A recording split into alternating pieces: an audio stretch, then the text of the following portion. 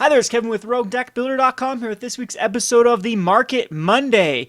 So we are going to focus on Standard this week. I know in the past I've been avoiding Standard, talking about investments particularly in the Frontier formats and in Commander and even a little bit in Modern here and there. But this week is all about Standard. We had the 8th Revolt released to the public. That means that we've had our first major tournament, which is the Star City Open, which had I think quite a few participants. And that's just going to be the focus of this video. If you notice the title, it says Week 1 is a trap. Let me repeat that. Week 1 is a trap. I think that the week 1 Star City Open is probably the most worthless tournament to be played throughout the entire scope of things. And traditionally, Week 1 decks have proven to be pretty bad as the metagame progressed. I think that there is a slogan that holds true within Magic the Gathering, which is, when in doubt, aggro out. And that's just something that a lot of people live by. It's kind of something if you open up a sealed pool and you don't really have a clear strategy, well, go aggro. If you're in a new, like a new format comes up, we saw this with Frontier, let's just go aggro. And so I think that week 1 I think the last 3 or 4 standards have been this traditional, let's just play some aggro decks and hope for the best. I think that was the big breakout for this set. Everyone knew that the 4-color Saheeli was going to be a big thing. I think that the 4-color Saheeli is very padded there was, 3 in the top 8 here, looking here in the top 8. They did finish 5th, 6th, and 7th, so they did pretty terrible in the top 8. But if you keep scrolling down, there was just a number of 4-color Saheelis. They were crazy how many people were running this. And it's just one of those self-fulfilling prophecies. If 25 or 30 or 35% of the field is going to be running 4-color Saheeli, it's just going to push through a number of those into the top finishes. So I don't think the deck is here to stay. I think it's too easy to interrupt. And there's people trying to different shells with it, different flavors. More of like a mid-range, more of a tempo, more of a control route, you name it. They've tried to just throw Saheeli.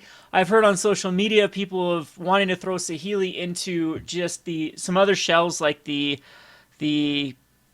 Fevered Visions, which I think is a huge mistake because I think Fevered Visions is probably the worst deck to play right now with all the aggro decks going around. Vehicles are still big. Green-black aggro is still big. And I think that the metagame is going to change very significantly when we start to get a lot more data and people start to metagame against the top decks. So aggro is usually a good week 1 because no one's really prepared with what the right removal package is, what the right tempo is to be combating against aggro. So I think the story of last season was Harness Lightning was the aggro card of choice, or anti-aggro card of choice, because it took care of Smuggler's Copter. It progressed well through as the game went on, but I think that we might be going back to a Grasp of Darkness type strategy. I think that Fatal Push will start to see a lot more play, as the big breakout card from the set was this dude here. I think the most card played, forgive me if I'm wrong here, we'll look at it in a second, is going to be the Walking Ballista. The Walking Ballista was a huge breakout card, being a 4 of in a ton of these both mid-range decks and aggro decks. This one is called Black-Green Delirium, but I think this is way more of just a Black-Green aggro. It's got the Winding Constrictor. It's got the Winding Constrictor is only in here for the Gearhulk and the Ballista. It's good with Rishkar too because it gives things +2/+2. But they don't have any like Liliana's it doesn't work with Liliana's. Yeah, this is the only one that gives either 2 artifacts or creatures, right? Yeah, okay, so they have the way for this to increase the counters on the Walking Ballista, increase the counters of the Verdur's Gearhulk, which is really, really good because when they spread the counters off the Verdur's Gearhulk, they'll get 2 instead of 1. So if you have 4 creatures out, that's 8 total +1/+1 counters. But I don't know, to me this deck seems very, very awkward with the Winding Constrictor over something like is more reliable, like the Sylvan Advocate, or we even saw some other ones running the old school Lambholt Pacifist in this slot. So what this Black-Green Delirium deck does have going for it, it's really good versus other aggro-based strategies. And I think that we're also going to enter into a format where does it survive Walking Ballista? So I think that 1-drops or 1 toughness cards are going to be nearly unplayable in the format as long as this card sees a ton of play, because it's just too easy to cast this and have it just shoot down a 1 toughness creature. So I'm kind of mixed feeling about the Walking Ballista. Of course it gets better with like the Winding Constrictor, or it gets better with like Rishkar or other +1/+1 counter effects like the Verder's Gearhulk or the Nissa. But beyond that, it just really seems like you have to dump in a lot of mana to make it worthwhile. The 4 to put a +1 counter on it is relevant. But all in all, I think this is going to be a card that's going to be easily countered by Fatal Push, or even cards like Grasp of Darkness, and then just becomes a worse Perilous Mirror. You have to spend like more mana in it to do 2 damage than the Perilous Mirror can do. So I'm not sure how I feel about this card going forward, but it definitely was the breakout card, which will define a lot of people's testing in the next weeks to come. So this card, of course, is shot up in value. Before we go over prices, we're just going to look at a few other cards. The Mindwrack Demon had a good showing. It's another 4/5. I think the Mindwrack Demon has very good synergy in this deck because it's a great place to put Rishkar counters as well as Verder's Gearhulk, because it has 2 forms of evasion, both the flying and trample. It does sort of enable Delirium, but this deck isn't too interested in Delirium. It just has a To the Slaughter as well as 3 traverses, which eventually the traverse will be used to go get another card, and it can go get, at this point, you're most likely going to go get a Verder's Gearhulk. Yeah, I think that would be the right card. Sometimes getting like a Tyra's Tracker, or in the sideboard, it gives you options to both Ishkanah and Kalatas, and a Noxious Gearhulk. And this post sideboard becomes more of the later game, more mid-range based green-black Delirium that we're used to. So a big thing was there is no Liliana in this list, and I think that's because Liliana is bad against the majority of decks right now where it doesn't kill like Grim Flayers or the Winding Constrictors. It doesn't really affect them too much because they're not too worried about getting in that damage on turn 3 or turn 4. And then this deck is just the definition of go bigger as the time progresses. So this is the deck that took it down. And we're going to check out a few other decks here. So that was the huge thing, is all these green-black decks were very similar.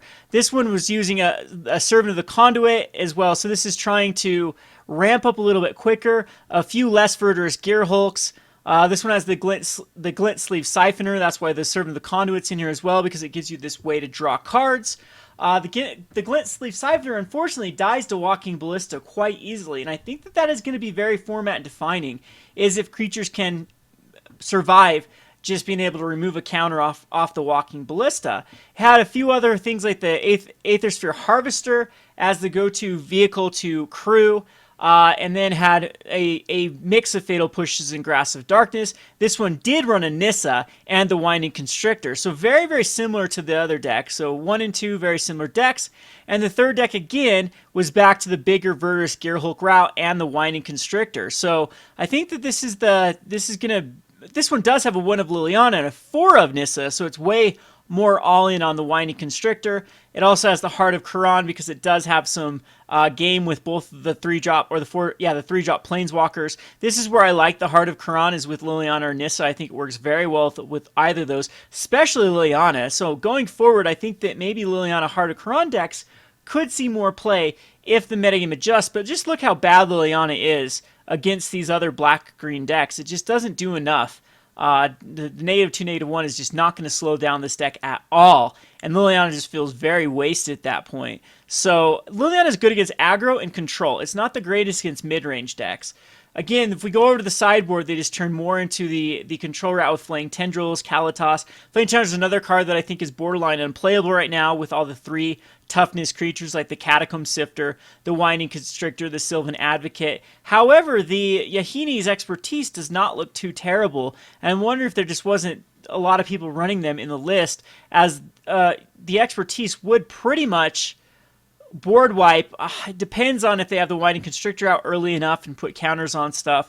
Not too sure, but I think that this is the green route that is here to stay, is this Winding Constrictor one for the moment until the metagame adjusts. So decks that do really well against these, I think that any decks that runs like Fumigate are pretty good. Stasis Snare as well. Like those type of, I think white control might have a lot of game versus these type of decks. We'll just have to wait and see of how the pros adjust. But the top three is a pretty good showing, and it beat out just so many of these Saheeli decks because they do have the Grasp of Darkness. Grasp of Darkness is very good against the Saheeli because it's the 1/4 cat. You have to try to protect it. And looking over a lot of those lists, they weren't even trying to protect the things. They were just trying to go more of a mid-range strat. So then we get into these 4-color Saheeli decks. So the 4-color Saheeli decks have, this one is running like a Cloud Blazer, and just as more things that the Felidar Guardian can actually flicker, because that's the problem with the Felidar Guardian. If you don't get the combo, it's just a really bad 1/4. I mean, it's a Restoration Angel with a 1/4 body. No evasion, no real, not even flash on it. So it's a lot worse in that aspect, except that it can go infinite with Saheeli. So this one is trying to at least flicker some things. You get something out of it, like the Rogue Refiner gets 2 energy and draw a card. The Servant Conduit gets energy. The Shielded Aether Thief is just going to play blocker duty for a while. There's another one in the sideboard. And the Spell Queller, usually don't want to flicker the Spell Queller, but it's just in there to try to slow down your opponent and then have them try to force the deal with the 2/3 flyer, and then hopefully you'll be able to get the Saheeli and the Felidar Guardian, or late game you can use it to kind of protect the combo. So one of World of Virtuoso in here as well. The Harness Lightning is in here as the go-to. There's so many ways to generate energy that it's going to scale very well and kill a lot of threats. And yeah, pretty much self-explanatory deck. This one is going like the Oath of Nissa to help try to find the combos a lot easier than some of the other ones that aren't using the green. So here's another version of it. Again, it has some decent flicker targets with Verder's Gearhulk, Pilgrim's Eye. The Renegade is just here early for the Death Touch. I'm surprised that the Renegade hasn't been put in some of these the Snake decks, as it seems pretty good as a 1/2 Death Touch that doesn't die to Liliana or the Walking Ballista, but it just might not be relevant enough. Those decks are just trying to go big. So this one is decided to go more of like the Chandra, Torch of Defiance, which is pretty good with the Felidar Guardian because you can go Chandra, negative it, and then reset it with the Felidar Guardian. It also has the Nissa Vital Force, just to get some more mid-range action in if the combo does not work out well, and just go the long game until finally you can establish the combo. And then this still has very, I guess, Oath of Chandra here rather than, so you can just go the Planeswalker route to do damage. I don't know if that's the right thing either, but it's 2 mana for 3 damage, and this one also has the Oath of Nissa. So very similar list there. And then there's a Jeskai Saheeli that rounded it off in the top 8, which is just running the more heavy controller out with the Torrential Gearhulk, the Felidar Guardian, and really not anything but the Torrential Gearhulk to flicker besides Saheeli. So yeah, this one's either combo or bust, and they're really running the control to get to that point. So the last top 8 deck was a Marta Vehicles. Marta Vehicles is just old school Marta Vehicles. Instead of Smuggler's Copter, they ran Heart of Khorne. Everything here is pretty much the exact same. Shock instead of Galvanic Bombardment. Unlicensed Disintegration we used to see in Marta Vehicles is the whole point to going Mardu. That and the Scrap Heap Scrounger, which is still the same. Still have the Inventor's Apprentice, the Inspector, Toolcraft Exemplar, Motorist. I wish they would have tried a few more of the dwarfs. I think that having Depala in a heavier dwarf might be good. This is where a deck that Liliana does shine against, but it didn't seem that the green-black Delirium decks or the green-black mid-range decks had a problem with vehicles. That's traditionally where it shined, is against these more all-in vehicle-type decks, especially Grasp of Darkness being very good against Heart of Khorne. So I don't know if they'll adjust and try to go the 3/5 vehicle instead. The Cultivator's Caravan can survive the Grasp of Darkness, but it also dies to Fatal Push if there is a Revolt online. So this is so similar to the decks that's even running the 2 Gideons, which was pretty much the number they ran in the old Vehicles decks for the longest time since the beginning of week 1 last time. So anyway, that's just a gist of some of the decks. We had a few other, you see here, like a blue-black control, a blue-red control, green-white tokens, but after that, we're just back to the same old lot of green-black Marta Vehicles and 4-color Saheeli decks. So I think that the metagame will be shaken up a ton. There's a lot of cards that people can still mess around with. The Metalwork Colossus decks used to do very well against other mid-range strategies. In fact, green-black aggro was one of the breakout decks of last season, week 1. And Verder's Gearhulk had a huge spike and then came crashing down. So let's just go over the prices. Now we explain the metagame. So we have the Verder's Gearhulk, and this is why I want to show you why week 1 is a trap. Week 1, we saw here with the Verder's Gearhulk. This is when people started thinking this was the best card to come out of Kaladesh. Verder's Gearhulk is a very powerful card. It's incredibly powerful on curve, especially if you have a 4-drop that has a lot of synergy with the Verder's Gearhulk. And now it gets synergy with the Snake that can just double the counters if you can spread them out far enough. So we saw the green-black aggro, and then it just started getting beat up when the red-white vehicles became more consistent and better able to go against the overall field, rather than the green-black Delirium decks could get, or the green-black aggro decks could just get completely shut out by the Reflector Mage type decks, and that was kind of the downward spiral to the price of Verder's Gearhulk. Now, since it's had the top 3 finishes of a big open, it has spiked back up, but I can hardly see that this is going to keep an effect, especially since this is a Kaladesh card and it isn't even done through its height of draft season. So my advice to you is, if you have any Verder's Gearhulks and you're not using them for a particular deck, I think it is time to sell. I have a hard time to see that a Mythic can go above the $18 mark. Especially since it is off Kaladesh, since it's still going to be opened up as a 1-of out of the drafts, 2 of the Aether Revolt per every 1 of Kaladesh, and it hasn't proven itself quite yet. I want to reiterate that over and over and over, and I think I'm sounding like a broken record here, but week 1 means absolutely little in the scope of things. To kind of prove that, we can look up other cards like the Thales Lieutenant, which during the Shadows over Innistrad was the breakout card for Shadows over Innistrad. So you saw week 1, boom, it spiked up to $6 and then just came crashing down. I think that actually the green-white humans do have game against that green-black Delirium. We'll have to wait and see if that's the case. We could actually go into maybe, I think Abzan might be a stretch, but the Snake actually has some little game with Thales Lieutenant. But anywho, that's another example. The Paula was another one from Kaladesh. This was the breakout deck, was the vehicles, and it came out the gates high, and then week 1 it spiked back up and it went just crashing down. I think it was like in an intro deck, so I don't think DePaul has ever been able to go up in too much of value because of just how many are in the supply. But you can see that week one usually has this trajectory that goes down, down, down, down, down. Especially after the Pro Tour, if it doesn't have a big showing, those cards are going to crash. And that's what I expect. I think people are going to go back to some of these hidden gems that were very good at locking out these mid-range decks, like the Metalwork Colossus and the Elder Deep Fiend strategies. Those were super, super good at locking out green-black aggro the last time around. They just couldn't push through fast enough, and then you just get the lock going, and you can one-shot them with the Metalwork Colossus.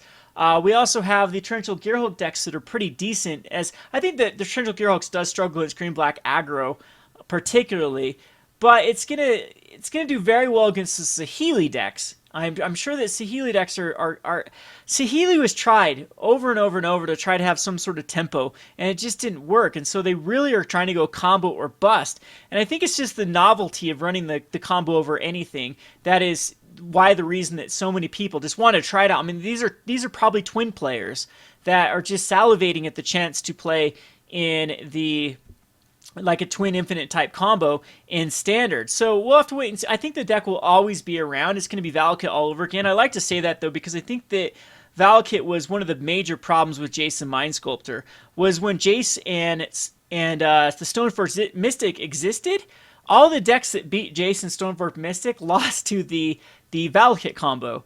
And it was one of the most lopsided matchups in the history of Magic, I think, was Jace versus Valakut.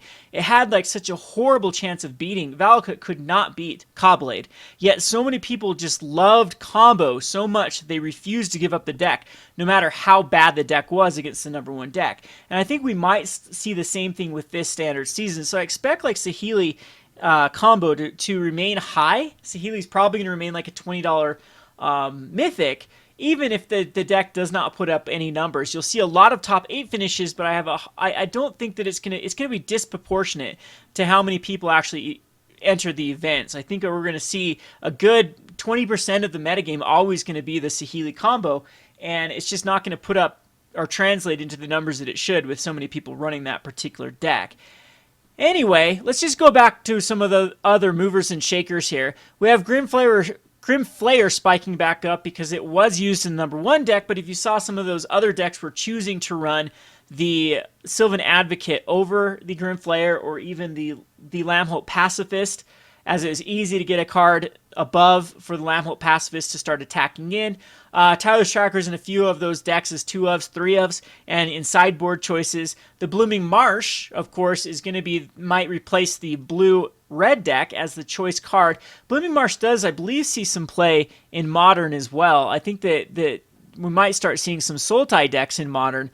Yeah, it does see a lot of play, so it's surprising that this one was as low for so long on comparison to some of the other lands, because black-green is by far one of the most popular color combinations in Modern. So some of the other ones that went back up, the Hissing Quagmire, black-green land. Collective Brutality is still being a huge, heavy play in Modern. Sunken Hollow, people are thinking that Control is going to be a thing. There's been some rumblings about Metallurgic Summonings. We might see a spike with that before the Pro Tour if people get a glimpse of what people are testing. Jason Raveler's Secrets is in that deck as well. Drana gets a lot better with the Snake, and so it's on curve as well. So we might start seeing like a more aggressive list in green-black with 1-drops, 2-drops, 3-drops, and trying to connect with the Drana. The thing about Drana is when she does connect, those cards are going to get +2/+2, which is huge.